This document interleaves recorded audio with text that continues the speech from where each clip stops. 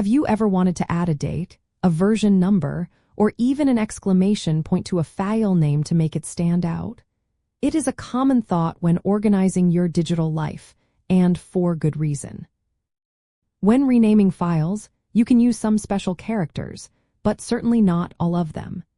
Each operating system and its underlying file system has a specific set of rules and reserved characters that you must avoid. Sticking to the allowed characters ensures your files remain accessible and do not cause system errors. The core reason for these restrictions lies in how operating systems manage and identify files. Certain characters like the / or / are typically reserved for indicating file paths or directory structures. Others, like the asterisk or question mark, might be used as wildcards in searches or perform specific functions within the command line.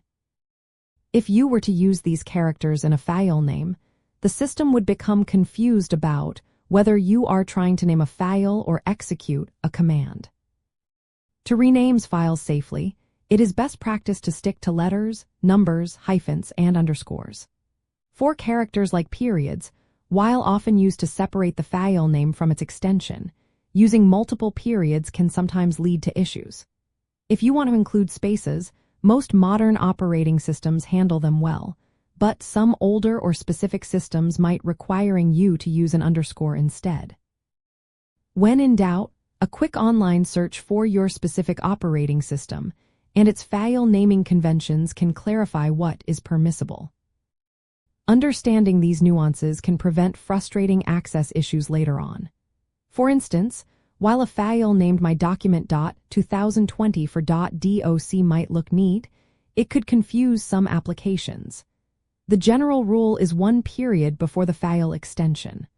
Also, remember that different operating systems have different levels of strictness.